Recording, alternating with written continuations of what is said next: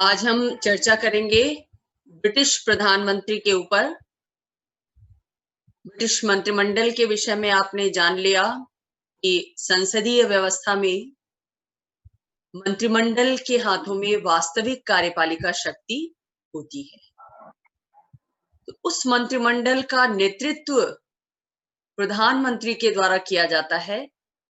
इसलिए मंत्रिमंडल में केंद्रीय भूमिका होने के कारण ब्रिटिश प्रधानमंत्री की भूमिका ब्रिटेन की समग्र राजनीतिक व्यवस्था में केंद्रीय बन जाती है। हालांकि सैद्धांतिक रूप से वो केवल एक परामर्शदाता है, सम्राट का मंत्रिमंडल की अध्यक्षता करता है, उसका प्रधान है। लेकिन वास्तविकता ये है कि समूची ब्रिटिश राजनीतिक व्यवस्था में अगर केंद्रीय स्थान किसी एक व्यक्ति को प्राप्त है, वो है ब्रिटिश प्राइम मिनिस्टर। आजकल प्रधानमंत्री के पद पर बोरिस जॉनसन आरूढ़ है, जिन्हें ब्रिटिश प्रधानमंत्री के नाम से जाना जाता है। ब्रिटिश राजनीतिक व्यवस्था में प्रधानमंत्री वास्तविक कार्यपालिका यानी मंत्रिमंडल का प्रधान है और उस मंत्रिमंडल में उसकी भूमिका इतनी ज्यादा महत्वपूर्ण है। कई विचारकों ने ये विचार व्यक्त किया है कि युद्धोत्तर काल में यानी सेकेंड वर्ल्ड वार के बाद के पीरियड में ब्रिटेन का जो मंत्रिमंडलात्मक शासन है, संसदीय शासन है, वो प्रधानमंत्री शासन में परिवर्तित हो गया। म्यूट करिए अपने आप को, किसकी आवाज आ रही है?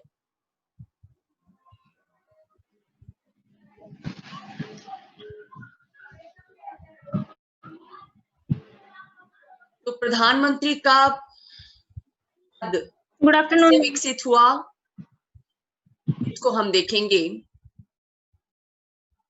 ब्रिटेन का संविधान एक विकसित संविधान है बहुत कुछ अंशों में, इसलिए प्रधानमंत्री के पद की व्यवस्था भी किसी कानून के माध्यम से नहीं की गई। उसकी शक्तियों का विवरण किसी संवैधानिक कानून में नहीं मिलता, लेकिन पारंपरिक रूप में उसकी शक्तियों में दिनों दिन इजाफा होता गया और उसका पद भी विकास का परिणाम है।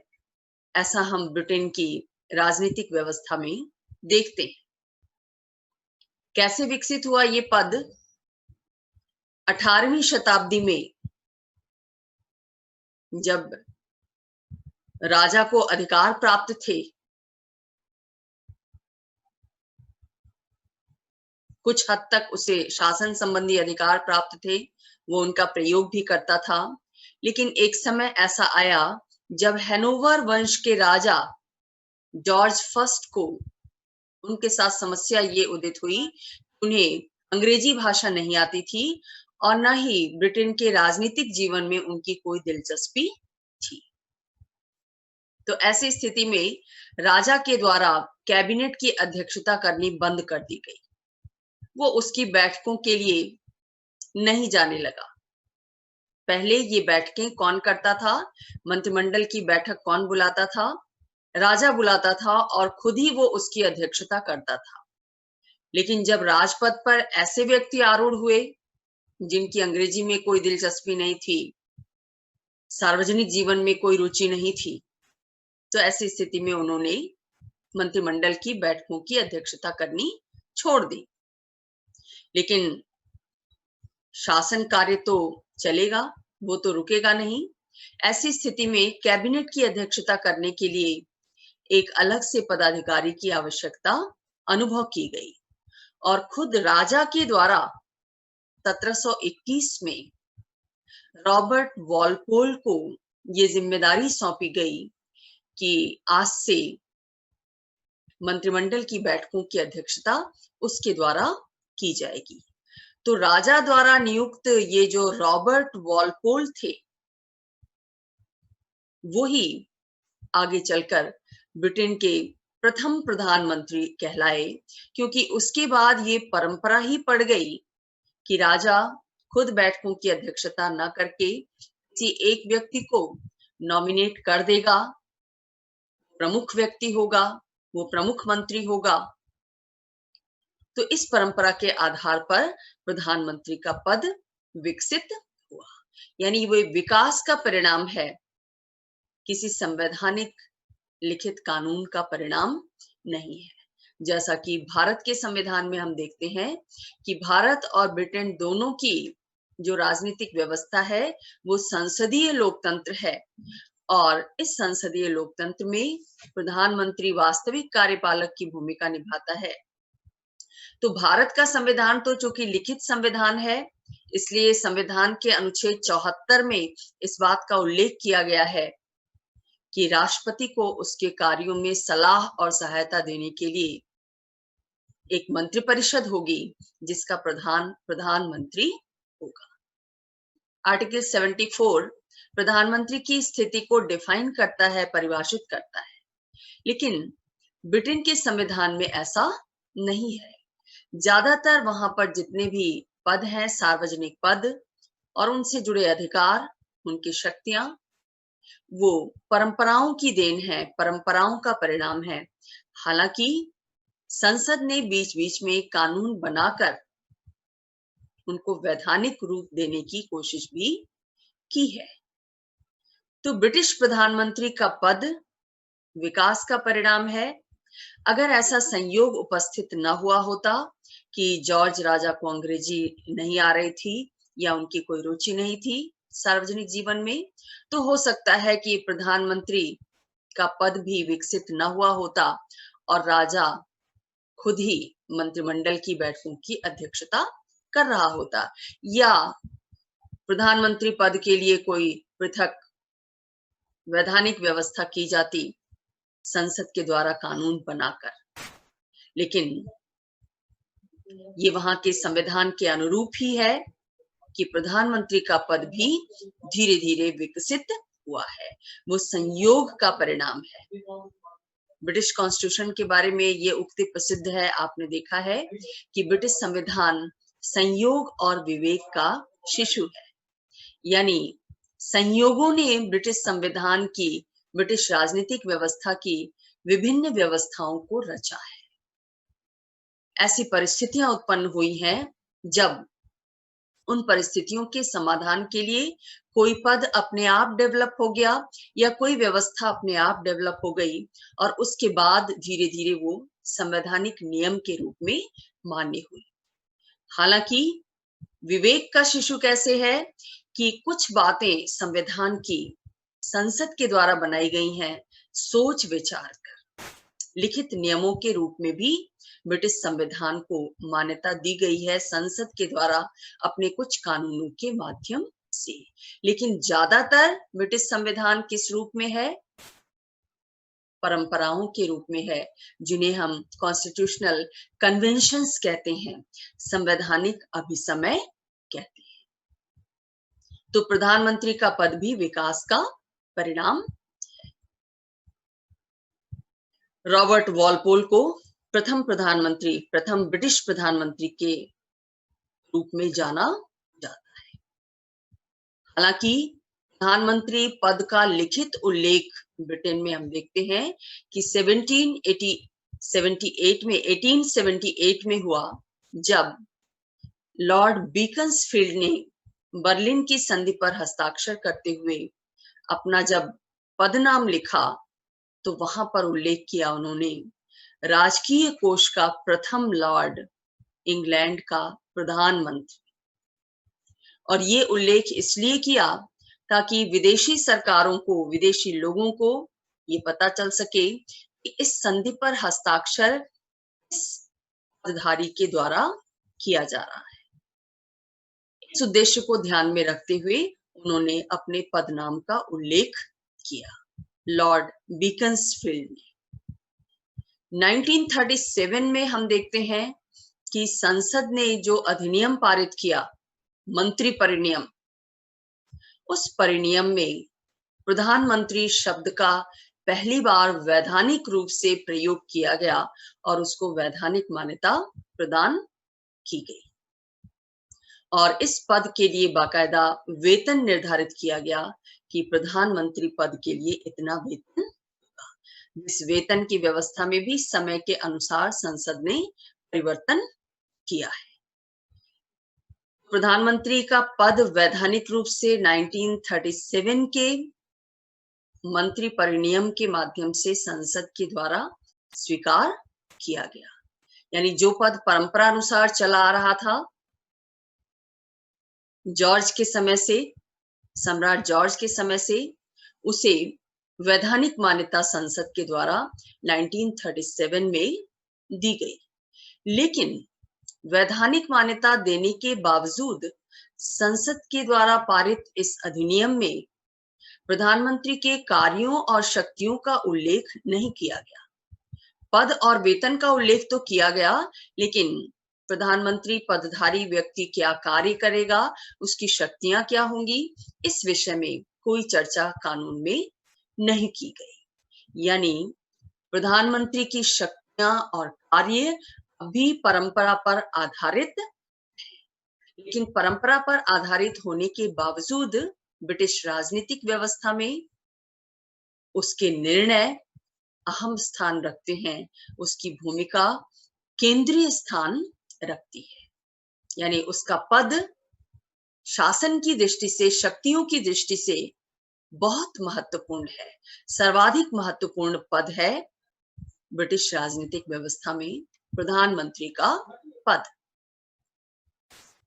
इसी बात को लक्षित करते हुए ग्लैडस्टन ने क्या कहा प्रधानमंत्री के विषय में, ब्रिटिश प्रधानमंत्री के विषय में, कि इतने बड़े पदार्थ की इतनी छोटी छाया इतने बड़े संसार में कहीं देखने को नहीं मिलती। अधिकारों और विशेषाधिकारों के औपचारिक दिखावे के बिना इतना अधिक शक्तिशाली व्यक्ति कहीं दिखाई नहीं देता। यानी कानूनी रूप में कहीं भी उसके अधिकारों की चर्चा नहीं की गई है, उसकी शक्तियों का उल्लेख नहीं किया गया है, लेकिन इसके बावजूद वो बहुत ज्यादा शक्ति संपन्न पदधारी है। उसे कौन सी शक्तियां प्राप्त हैं, इन शक्तियों का उपभोग उसके द्वारा किया जाता है ब्रिटिश राजनीतिक व्यवस्था में, कौन से कार्य वो संपन्न करता है, इसको जानने से पहले हमें ये देखना होगा कि प्रधानमंत्री अपना पद कैसे ग्रहण करता है। प्रधानमंत्री की नियुक्ति होती है, ये नियुक्ति सैद्धांतिक रूप से किसके द्वारा की जाती है, ब्रिटिश सम्राट के द्वारा की जाती है। और नियुक्ति की ये परंपरा पुरानी है। आपने देखा कि जॉर्ज राजा के समय से ही सम्राट के द्वारा प्रधानमंत्री की नियुक्ति की जाती रही है। लेकिन सम्राट प्रधानमंत्री पद पर किसको नियुक्त करेगा, इस विषय में भी परंपरा है। परंपरा क्या है कि कॉमन सभा, जो ब्रिटिश संसद का प्रथम सदन है, उसके निर्वाचन के बाद सम्राट ये देखेगा कि उस कॉमन सभा में बहुमत प्राप्त दल का नेता कौन है, किस राजनीतिक दल को बहुसंख्या में, आधे से ज्यादा संख्या में सीटें प्राप्त हुई हैं कॉमन सभा में, और उस दल का नेता कौन है, उस नेता को सम्राट प्रधानमंत्री पद पर नियुक्त करता है। भारत में भी इसी परंपरा को फॉलो किया गया है। ब्रिटेन की संसदीय व्यवस्था की ये जो परंपरा है प्रधानमंत्री की नियुक्ति को लेकर। लेकिन कभी ऐसी स्थिति आ सकती है कि कॉमन सभा में किसी भी दल को बहुमत प्राप्त नहीं होता। हालांकि ब्रिटेन की द्विदलीय व्यवस्था में ऐसे अवसर कम आते हैं, लेकिन ऐसा अवसर भी आ सकता है कि किसी दल को बहुमत तो मिल जाए, लेकिन नेता के प्रश्न को लेकर विवाद की स्थिति हो कि उस दल का नेता कौन होगा। ऐसी स्थिति में राजा के द्वारा अपने विवेक का प्रयोग करते हुए प्रधानमंत्री पद पर ऐसे व्यक्ति को नियुक्त किया जाता है जिसके बारे में उसे विश्वास होता है, आशा होती है कि उस व्यक्ति के द्वारा लोक सदन यानी कॉमन सभा का विश्वास मत प्राप्त कर लिया जाएगा, क्योंकि मंत्रिपरिषद संसदीय व्यवस्था में संसद के विश्वास पर्यंत कार्य करती है।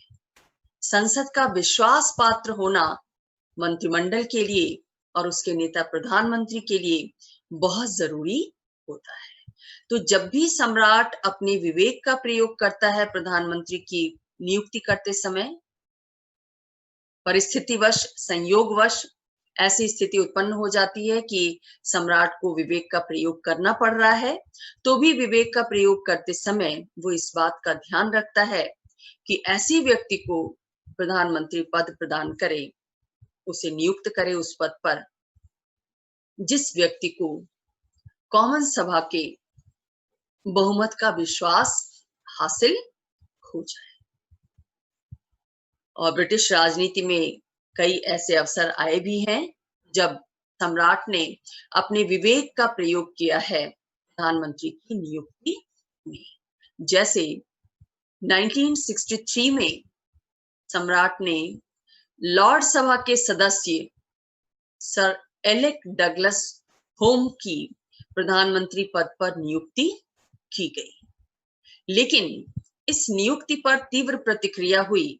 लोगों ने इस नियुक्ति को सहजता के साथ स्वीकार नहीं किया और इसकी वजह ये थी कि डगलस होम लॉर्ड सभा के सदस्य थे, जबकि लोकतंत्र में ये माना जाता है कि प्रधानमंत्री का पद ऐसे व्यक्ति को प्रदान किया जाए जो जननेता हो, जो जनता का प्रतिनिधि।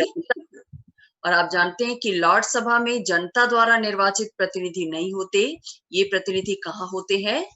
कॉमन सभा में होते हैं।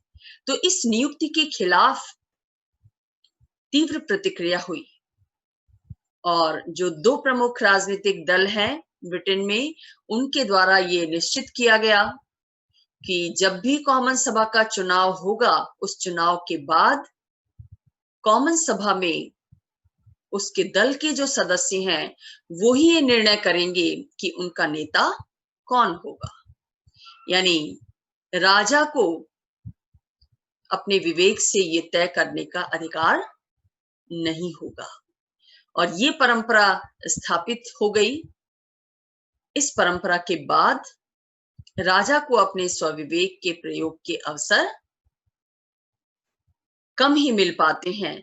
लगभग समाप्त सा हो गया है ये अवसर, जब से दोनों दलों ने ये तय किया है कि वो अपना नेता खुद चुनेंगे। उन्हें सम्राट का चयन स्वीकार्य नहीं हुआ। तो इस तरह से इस परंपरा को फॉलो करते हुए ब्रिटिश प्रधानमंत्री पद पर सम्राट के द्वारा नियुक्ति की जाती है। जहां तक प्रधानमंत्री की योग्यता का सवाल है, अन्य मंत्रियों के समान प्रधानमंत्री के लिए भी ये जरूरी होता है कि वो संसद के किसी न किसी सदन का सदस्य अवश्य हो। हालांकि इस बारे में भी ये परंपरा स्थापित हो गई है कि प्रधानमंत्री पदधारी व्यक्ति का कॉमन सभा का सदस्य होना जरूरी है। यानी लॉर्ड सभा से प्रधानमंत्री नहीं नियुक्त किया जा सकता, क्योंकि लॉर्ड सभा एक कुलीन तंत्रीय संस्था है, जबकि कॉमन सभा में जनता के प्रतिनिधि होते हैं। आमतौर पर जो आम चुनाव होता है संसदीय शासन व्यवस्था वाले देशों में, वहां पर प्रधानमंत्री के पद को ध्यान में रखते हुए ही मतदाता वोट डालते हैं, जिससे ये समझा जाता है, जिसका ये मतलब है कि प्रधानमंत्री का जन नेता होना जरूरी है, जनता के मध्य लोकप्रिय होना जरूरी है।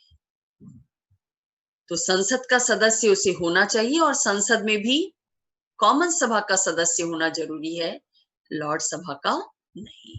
यदि कोई ऐसा व्यक्ति प्रधानमंत्री पद पर नियुक्त हो भी जाता है जो संसद के किसी भी सदन का सदस्य नहीं है, तो ऐसी स्थिति में उससे भी अपेक्षा की जाती है कि 6 महीने के भीतर वो कॉमन सभा के किसी सीट पर किसी उपचुनाव के माध्यम से वो कॉमन सभा की सदस्यता हासिल कर ले। इलेक्शन जीतकर वो कॉमन सभा का सदस्य बने।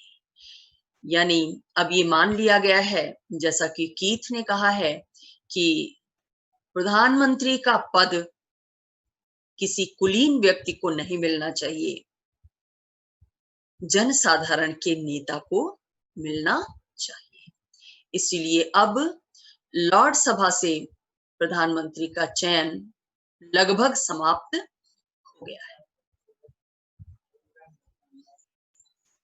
देखना है कि प्रधानमंत्री कौन सी शक्तियों का प्रयोग करता है, शासन व्यवस्था में कैसी भूमिका उसके द्वारा निभाई जाती है, उसके कार्य करने के तरीके क्या है। तो जहां तक शक्तियों की बात है, आपने देखा कि वैधानिक रूप से उसका कोई आधार नहीं है, लेकिन व्यवहार में प्रधानमंत्री की शक्तियां बहुमूल्य है, उसकी केंद्रीय भूमिका है, और शक्तियों की दृष्टि से सर्वाधिक शक्ति संपन्न कार्यपालकों में उसकी भूमिका, उसकी गणना की जाती है। अमेरिकी राष्ट्रपति को दुनिया का सर्वाधिक शक्तिशाली कार्यपालक माना जाता है, शासन प्रमुख माना जाता है, लेकिन सर सिडनी लो ने ब्रिटिश प्रधानमंत्री को अमेरिकी राष्ट्रपति से भी ज्यादा शक्तिशाली बताया है। उन्होंने क्या लिखा? जब तक संसद में प्रधानमंत्री के दल का निश्चित बहुमत रहता है, तब तक इंग्लैंड का प्रधानमंत्री वो सब कार्य कर सकता है जिसको जर्मनी का सम्राट या अमेरिका का राष्ट्रपति भी नहीं कर सकता, क्योंकि वो कानून में परिवर्तन कर सकता है अपने बहुमत के आधार पर, किसी कर का आरोपण कर सकता है, जनता पर कोई टैक्स लगा सकता है, या किसी टैक्स को समाप्त कर सकता है। वो राज्य की सभी शक्तियों का निर्देशन कर सकता है। यानी प्रधानमंत्री के शक्तिशाली बनने के लिए व्यवहार में क्या जरूरी है? सिर्फ और सिर्फ कॉमन सभा में उसके दल का बहुमत की स्थिति में होना। जब तक उसका दल बहुमत में है, तब तक प्रधानमंत्री कोई भी सख्त निर्णय ले सकता है देश हित में, जिसको वो जरूरी समझता है। आप आजकल भारत में देख रहे हैं कि सरकार के द्वारा, प्रधानमंत्री के द्वारा ऐसे निर्णय लिए जा रहे हैं जो देश हित में जिन्हें समझा जा रहा है, हालांकि उनके विरोध भी बहुत हो रहे हैं। आपने देखा आर्टिकल 370 समाप्त किया गया, एक बहुत बड़े वर्ग के द्वारा भारत में उसका विरोध किया गया, लेकिन प्रधानमंत्री को पता है कि उनके दल की स्थिति संसद में, लोकसभा में बहुत मजबूत है, इसलिए कोई भी प्रस्ताव अगर वो लाएंगे देश हित में, तो वो प्रस्ताव पारित हो जाएगा, क्योंकि किसी भी कानून को पारित होने के लिए बहुमत की जरूरत होती है।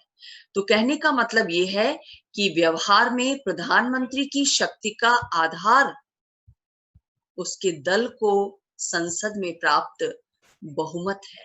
जब तक उसके पास बहुमत होता है, तब तक वो ऐसी शक्तियों का प्रयोग कर सकता है शासन संबंधी जो कल्पना से परे है। इतना शक्तिशाली बन जाता है प्रधानमंत्री का पद संसदीय व्यवस्था में। ब्रिटेन में भी यही स्थिति है कि जब तक प्रधानमंत्री के दल को कॉमन सभा में बहुमत की स्थिति प्राप्त है, तब तक वो कोई भी निर्णय ले सकता है, कोई भी कानून बना सकता है जिन्हें वो देश हित में आवश्यक समझता है, भले ही आम जनता के बीच या जनता के खास वर्ग के बीच उसका वो निर्णय लोकप्रिय ना हो। प्रधानमंत्री कौन से ऐसे कार्य करता है, क्या उसकी मुख्य शक्तियां हैं, इसको हम देखेंगे एक एक करके। चूंकि प्रधानमंत्री मंत्रिमंडल का प्रधान है, मंत्रिमंडल का अध्यक्ष है, उसके द्वारा अध्यक्षता की जाती है, वो उसका नेता है। लेकिन उस मंत्रिमंडल के निर्माण का अधिकार किसका है? किसकी भूमिका महत्वपूर्ण होती है मंत्रिमंडल के गठन में? प्रधानमंत्री की। यद्यपि सैद्धांतिक रूप से सम्राट के द्वारा नियुक्त किया जाता है मंत्रियों को, वैसे ही जैसे प्रधानमंत्री की नियुक्ति उसके द्वारा की जाती है, लेकिन सम्राट अपनी इच्छा से किसी व्यक्ति को मंत्री पद पर नियुक्त नहीं करता। वो हमेशा प्रधानमंत्री की सलाह को इस संबंध में ध्यान रखता है। यानी ये प्रधानमंत्री ही डिसाइड करता है, निर्णय करता है कि उसकी मंत्रिमंडल में कौन से लोग होंगे, कितने लोगों को वो लॉर्ड सभा से मंत्रिमंडल में स्थान देगा, कितनों को कॉमन सभा से देगा, कितनों को अपने दल से देगा स्थान, और कौन से बाहर के दलों यानी दूसरे दल के लोगों को अपने मंत्रिमंडल में स्थान देगा।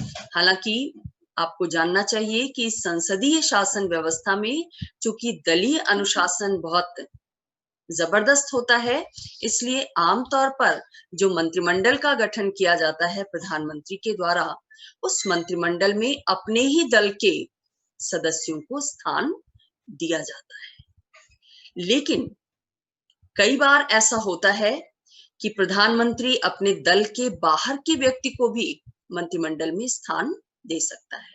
अगर उसे ऐसा लगता है कि कोई व्यक्ति इतना महत्वपूर्ण है जो भले ही उसके अपने दल का नहीं है, लेकिन देश हित में उसका मंत्रिमंडल में शामिल होना जरूरी है, महत्वपूर्ण पद को धारण करना, उस पद के दायित्वों का निर्वहन करना ये जरूरी है, तो ऐसे व्यक्ति को वो मंत्रिमंडल में स्थान दे सकता है। हालांकि अमूमन आमतौर पर उससे अपेक्षा की जाती है कि मंत्रिमंडल का गठन राजनीतिक सजातीयता के आधार पर किया जाए, यानी एक ही दल के उसके अपने दल के सदस्यों को ही मंत्रिमंडल में स्थान दिया जाए। लेकिन ये पूरी तरह उसका अपना विवेक है कि वो किन लोगों को मंत्रिमंडल में स्थान देगा। अपने दल के सदस्यों में भी उसे ये ध्यान में रखना होता है व्यवहार में कि जो वरिष्ठ सदस्य हैं, जो प्रभावी सदस्य हैं, उनको मंत्रिमंडल में स्थान दिया जाए। लेकिन यहाँ भी अंतिम रूप में वो अपने विवेक के आधार पर निर्णय करता है कि किसको मंत्रिमंडल में स्थान देगा। जैसे 1924 में प्रधानमंत्री बॉल्डविन ने चर्चिल को फाइनेंस मिनिस्टर बनाया, वित्त मंत्री बनाया, जबकि चर्चिल की स्थिति उस समय तक उनके दल में महत्वपूर्ण नहीं थी। लेकिन फिर भी प्रधानमंत्री को ऐसा लगा कि चर्चिल को शामिल किया जाना देश हित में है, सरकार चलाने के लिए जरूरी है, तो उन्होंने शामिल किया। तो मंत्रिमंडल का गठन करना ये पूरी तरह प्रधानमंत्री के विवेक पर निर्भर करता है। हालांकि व्यवहार में वो इस बात का ध्यान जरूर रखता है कि उसके मंत्रिमंडल में सभी क्षेत्रों का प्रतिनिधित्व हो जाए। ग्रेट ब्रिटेन के जितने भी पार्ट हैं, स्कॉटलैंड, आयरलैंड, वेल्स और इंग्लैंड, इन सभी क्षेत्रों का प्रतिनिधित्व मंत्रिमंडल में हो जाए। जितने भी वर्ग हैं, सामाजिक वर्ग ग्रेट ब्रिटेन में, विभिन्न धर्मानुयायी हैं, उनका प्रतिनिधित्व भी मंत्रिमंडल में हो जाए। इस बात का व्यवहार में उसे ध्यान रखना होता है, लेकिन फिर भी जैसा मैंने कहा कि उसका विवेक अंतिम होता है कि वो किन लोगों को मंत्रिमंडल में स्थान देता है। फिर मंत्रियों के नाम की सूची उसके द्वारा सम्राट के पास भेज दी जाती है और सम्राट उसे एज इट इज स्वीकार कर लेता है बिना कोई संशोधन किए, यानी उन व्यक्तियों को ही मंत्री पद पर नियुक्ति दे देता है जिनकी संस्तुति प्रधानमंत्री के द्वारा की गई है। दूसरे, प्रधानमंत्री का दूसरा महत्वपूर्ण कार्य जो मंत्रिमंडल से ही संबंधित है वो है मंत्रियों के बीच विभागों का वितरण। आप जानते हैं कि सरकार संचालन, सरकार के द्वारा जो जनता के लिए कार्य किए जाते हैं वो विभिन्न विभागों में संगठित होकर किए जाते हैं। बहुत सारे विभाग हैं, शिक्षा विभाग, स्वास्थ्य विभाग, यातायात विभाग, मनोरंजन विभाग, विदेश विभाग, गृह विभाग, तमाम विभाग होते हैं और हर विभाग का जो अध्यक्ष होता है वो कोई ना कोई मंत्री होता है। तो किस मंत्री को कौन सा विभाग दिया जाएगा, उस विभाग में मंत्री की स्थिति क्या होगी, इस बात का निर्णय भी प्रधानमंत्री ही करता है। ये उसके अधिकार क्षेत्र के अंतर्गत आता है। आप ये जानते होंगे कि मंत्री भी कई तरह के होते हैं, उनका भी कई स्तर होता है, जैसे कैबिनेट मंत्री, राज्य मंत्री या उपमंत्री। इन तीनों मंत्रियों में कैबिनेट मंत्रियों की स्थिति सबसे ज्यादा महत्वपूर्ण होती है। ज्यादातर विभागों के मंत्री कैबिनेट मंत्री बनाए जाते हैं। राज्य मंत्री कैबिनेट मंत्रियों के अधीन रहकर कार्य करते हैं और उपमंत्री उनसे नीचे होते हैं। यानी एक विभाग का मुखिया कैबिनेट मंत्री होता है, फिर उसी विभाग में राज्य मंत्री भी होता है, उपमंत्री भी होता है। कभी कभी ऐसा होता है कि किसी स्टेट मिनिस्टर को प्रधानमंत्री स्वतंत्र विभाग प्रदान कर दे, यानी विभाग का अध्यक्ष बना दे।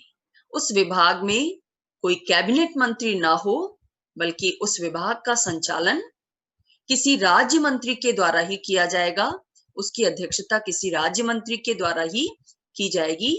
ऐसी व्यवस्था प्रधानमंत्री के द्वारा की जा सकती है। तो मंत्रियों के बीच विभागों का बंटवारा, ये निर्णय प्रधानमंत्री का होता है कि किस विभाग को कौन सा मंत्री अध्यक्षता के लिए दिया जाए या किस मंत्री के अधीन कौन से विभाग का कार्य संचालन सुनिश्चित किया जाए। तीसरा जो उसका मंत्रिमंडल से ही जुड़ा हुआ कार्य है वो है मंत्रिमंडल का कार्य संचालन करना। मंत्रिमंडल वास्तविक कार्यपालक है और शासन संबंधी जितने भी निर्णय लिए जाते हैं वो मंत्रिमंडल की बैठकों में लिए जाते हैं। मंत्रिमंडल राष्ट्र की नीति निर्धारित करता है, चाहे वो आंतरिक नीति हो, राष्ट्रीय नीति हो या वैदेशिक संबंधों के संचालन से जुड़ी हुई नीति हो। देश का किस दूसरे देश के साथ कैसा संबंध होगा, किसके साथ संधि की जाएगी, किसके साथ युद्ध की नीति पर चला जाएगा, किसके साथ तटस्थता की नीति का अवलंबन किया जाएगा, विभिन्न अंतर्राष्ट्रीय संस्थाओं में देश की क्या भूमिका होगी, वो विभिन्न अंतर्राष्ट्रीय संधियों पर हस्ताक्षर करेगा या नहीं करेगा, करेगा तो उसकी जो जिम्मेदारियां हैं उनका पालन उसके द्वारा किन रूपों में किया जाएगा, ये सारी बातें निर्णित होती हैं मंत्रिमंडल की बैठकों में। और इस बैठक की अध्यक्षता कौन करता है, मंत्रिमंडल की अध्यक्षता कौन करता है, प्रधानमंत्री करता है। मंत्रिमंडल की बैठकों में विभिन्न विषयों पर विचार विमर्श होता है, लेकिन जो निर्णय लिया जाता है उस निर्णय को लेने में प्रधानमंत्री की बात सबसे ज्यादा महत्वपूर्ण होती है। यानी प्रधानमंत्री ही अंतिम रूप से निर्णय लेता है देश की नीति के निर्धारण के संबंध में, देश की शासन व्यवस्था के संचालन के संबंध में। और आम जनता भी प्रधानमंत्री से ही अपेक्षा करती है कि उसके द्वारा आगे बढ़कर देश हित में राष्ट्रीय नीति का निर्धारण किया जाएगा, शासन व्यवस्था का संचालन किया जाएगा। अब मंत्रिमंडल जो होता है वो तब तक कार्य करता है, आप जानते हैं, जब तक संसद में मंत्रिमंडल के दल को बहुमत हासिल होता है, संसद का विश्वास प्राप्त होता है उसे, तब तक मंत्रिमंडल अपने पद पर बना रहता है। लेकिन इस बीच मंत्रिमंडल में फेरबदल करना चलता रहता है, और अगर प्रधानमंत्री को ऐसा लगता है कि जिस मंत्रिमंडल का गठन उसने किया है वो मंत्रिमंडल सही ढंग से कार्य नहीं कर रहा है, तो वो उसका अंत भी कर सकता है, खुद उसको समाप्त कर सकता है, उसके स्थान पर नया मंत्रिमंडल गठित कर सकता है। क्योंकि मंत्रिमंडल में बहुत सारे मंत्री होते हैं और बहुत सारे मुद्दों पर मंत्रिमंडल के मंत्रियों के बीच कई बार विरोध की स्थिति भी उत्पन्न होती है, और अगर प्रधानमंत्री को ऐसा लगता है कि समन्वय स्थापित करना संभव नहीं हो पा रहा है विभिन्न मंत्रियों के बीच, विभिन्न विभागों के बीच, तो वो खुद आगे बढ़कर त्यागपत्र दे देता है, और उसके त्यागपत्र के साथ ही मंत्रिमंडल समाप्त हो जाता है। तो मंत्रिमंडल के गठन से लेकर उसके मंत्रियों के बीच विभागों के बंटवारे से लेकर उसकी बैठकों की अध्यक्षता से लेकर और अंत तक मंत्रिमंडल का अंत करने तक का पूरा अधिकार प्रधानमंत्री के हाथों में सुरक्षित है। व्यवहार्यता, तो ये उसका जो अधिकार है वो मंत्रिमंडल के गठन संबंधी, उसके संचालन संबंधी अधिकार है, क्योंकि शासन व्यवस्था में मंत्रिमंडल की केंद्रीय भूमिका होती है। इसलिए प्रधानमंत्री के लिए भी ये जरूरी हो जाता है कि वो